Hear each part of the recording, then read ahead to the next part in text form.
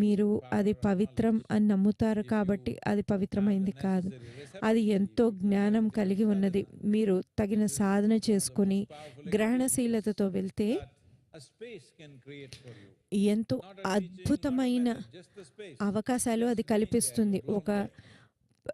ఒక టీచింగ్ కాదు, ఒక బోధన కాదు, కేవలం ఆ స్థలం. మీరు ఆ స్థలానికి వెళ్తే చాలు, మీకు ఎన్నో చెప్తుంది అది. నేను ఒకసారి వెళ్ళాను, నాకు ఎంతో నచ్చేసింది. ఇక నేను వెళ్తూనే ఉన్నాను. చైనీస్ గవర్నమెంట్ వల్ల గత 4 సంవత్సరాలుగా నేను వెళ్ళలేకపోయాను. మళ్ళీ ఇప్పుడు వెళ్తున్నాను. వెళ్ళి అక్కడ ఉన్నదంతా తాగేస్తాను. ఇప్పుడు సద్గురు చెప్పిన దానికి తమిళ అనువాదం వస్తుంది. வழங்கி கொண்டிருந்தார். அருகில் அவருடைய துணைவி தேவி பார்வதி ஒரு சாட்சியாக அமர்ந்திருந்தார். அவர் ஆதியோகியை பார்த்து, ஏன் வெறும் 112 முறைகள், இன்னும் அதிகமான வழிகள் இருக்குமே என்று கேட்க, தீவிரமாக அந்த போதனையில் அந்த தன்மையை வழங்குவதில் ஈடுபட்டிருந்த ஆதியோகி 112க்கு மேல் அதற்கு வேறு வழிகள் கிடையாது என்று அப்பட்டமாக மறுத்துவிட்டார். சற்றே அவமானப்பட்டது போல் உணர்ந்த பார்வதி கானகத்திற்கு சென்றார். மிக தீவிரமான சாதனைகளை மேற்கொண்டு நிஷ்ட நியமங்களிலே ஈடுபட்டார். சில மாதங்களுக்கு பிறகு திரும்பி வந்தார். அப்போதும் ஆதியோகி தன்னில் இருக்கிற ஞானத்தை தன்னுடைய 7 சீடர்களுக்கு வழங்குவதிலே ரொம்ப மும்முரமாக இருந்தார்.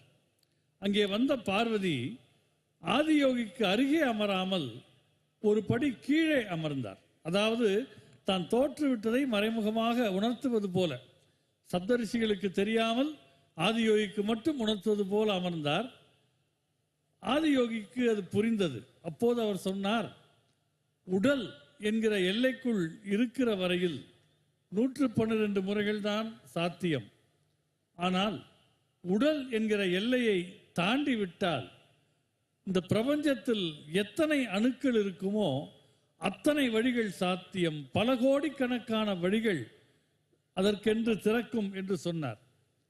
கைலாயத்தில் ஒரு குறிப்பிட்ட இடத்தில் அது நடந்தது. சக்தி நிலையில் அது மிக அற்புதமான இடம். நீங்கள் போதிய ஏற்கும் தன்மையோடு போதிய சாதனைகளோடு அங்கே போவீர்களேயானால் அந்த வெளியே உங்களுக்கு பல அற்புதமான மகத்துவங்களை உணர்த்த முடியும். ஒரு போதனையாகவோ ஒரு பயிற்சியாகவோ இல்லாமல் வெறுமனே அந்த வெளி அத்தகைய தாக்கத்தை ஏற்படுத்த முடியும். நான் முதல் முறை அங்கே ஒரு ஆர்வத்திலே போனேன். அதன் பின் அது மிகவும் ஈடுபட்டு பல முறை சென்றேன். இப்பொழுது மீண்டும் அதற்கான வாய்ப்பு ஏற்பட்டிருக்கிறது.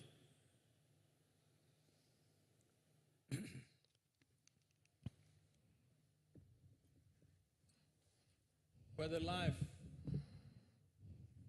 is a curse or a blessing, జీవితం ఒక శాపమైనా సరే ఒక వరమైనా సరే, ఇది దేని మీద ఆధారపడుతుందంటే మీ మనసు మీ నుంచి సూచనలు తీసుకుంటోందా లేదా అన్న దాని మీద ఆధారపడుతుంది. ప్రస్తుతం నేను మిమ్మల్ని ఒకటే అడుగుతున్నాను. మీరు కళ్ళు మూసుకుంటే మీరు ఒక సముద్రాన్ని ఊహించుకోగలరా? నాకెలా తెలుస్తుంది?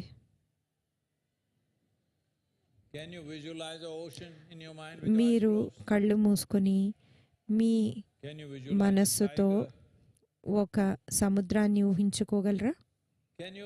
ఒక పులిని ఊహించుకోగలరా? ఒక చీమను ఊహించగలరా? ఒక పర్వతాన్ని ఊహించగలరా? మీకు అద్భుతమైన మనస్సు ఉంది. మీరు దాన్ని స్వర్గంగా ఎందుకు మలుచుకోలేరు? మిమ్మల్ని ఏం అడ్డుకుంటోంది? మిమ్మల్ని అడ్డుకుంటున్న ఒకే ఒక విషయం, మీ మనస్సుని మీరు ఎరుక అయిన స్థితిలో ఉంచుకోకుండా అది ఒక నిర్బంధ ప్రతిచర్యగా ఉండేలా చేశారు. మీ మనస్సులో ఏం జరుగుతుందో మరెవరూ నిర్ణయించగలరు. ఇది అతి ఘోరమైన బానిసత్వం కాదు. ఇంకెవరో మీ మనస్సులో ఏం జరుగుతుందో నిర్ణయిస్తున్నారంటే, మీ చుట్టూ ఏం జరుగుతుందో ఎవరైనా నిర్ణయిస్తే పర్వాలేదు, కానీ మీ లోపల ఏం జరుగుతుందో అది ఇంకెవరు నిర్ణయించకూడదు. మీరు ఈ ఒక్క విషయం చేయండి. మీరు నిర్బంధంగా చేస్తున్న ప్రతిచర్యల నుండి ఎరుకతో మీరు స్పందించడం మొదలుపెట్టండి. ఓ అలా ఎలా చేయను, వాళ్ళు ఇలా అనగానే నాకు వాళ్ళని అలా చేసేయాలనిపిస్తుంది అనకండి. మీరు ఏదో ఒక డివైస్ ఉపయోగించండి. ఎందుకంటే ఇది మహాశివరాత్రి కాబట్టి నేను చెప్తున్నా. ఇంకా ఎన్నో విధానాలు ఉన్నాయి చేసేందుకు. ప్రస్తుతం ఎవరో ఏదైనా అన్నారనుకోండి, మంచి కానివ్వండి చెడు కానివ్వండి, మీ మనస్సులో శివశంభో అనుకోండి. మీరు ఏ భగవంతుడిని పిలవడం లేదు. మీరు కేవలం వారికి ఎరుకతో స్పందించడానికి కాస్త సమయం ఇస్తున్నారు అంతే. మీరు ఎరుకతో స్పందిస్తే మీకేం కావాలో అది జరుగుతుంది. మీరు నిర్బంధ స్థితిలో రెస్పాండ్ అవుతే ఇతరులకు ఏం కావాలో అది జరుగుతుంది. ఇదే మీకున్న చాయిస్. அல்லது சாபமா என்பது மனம் நீங்கள் சொல்வதை கேட்கிறதா இல்லையா என்பதை பொறுத்து இருக்கிறது. உங்களை நான் கேட்கிறேன், கண்களை மூடினால் உங்களால் ஒரு கடலை கற்பனை செய்ய முடிகிறதா? ஒரு புலியை கற்பனை செய்ய முடிகிறதா? ஒரு எறும்பை, ஒரு மலையை? முடிகிறது என்றால் அது மிகவும் அற்புதமான விஷயம். நீங்கள் உங்கள் வாழ்க்கையை இதன் மூலம் சொர்க்கமாகவே மாற்றிவிட முடியும். ஆனால் உங்கள் வாழ்க்கை சொர்க்கமாக மாறுவதை எது தடுக்கிறது தெரியுமா? எதையும் விழிப்புணர்வோடு அதற்கு பதில் சொல்வதை விட நிர்பந்தம் காரணமாக எதிர்வினை ஆற்றுகிறீர்கள். நிர்பந்தத்தால் நீங்கள் எதிர்வினை ஆற்றத் தொடங்கிவிட்டீர்கள் என்றால் உங்களுக்குள் என்ன நடக்க வேண்டும் என்பதை வேறு யார் வேண்டுமானாலும் தீர்மானிக்க முடியும். பிறருடைய செயலால் ஒரு பாதிப்பு என்பது உங்களை சுற்றி நடக்கலாம், ஆனால் அது உங்களுக்குள் நடக்கக்கூடாது. அதற்கு என்ன வழி என்றால், நீங்கள் நிர்பந்தம் சார்ந்த எதிர்வினை ஆற்றுவதை நிறுத்த வேண்டும். விழிப்பு நிலையில் எதையும்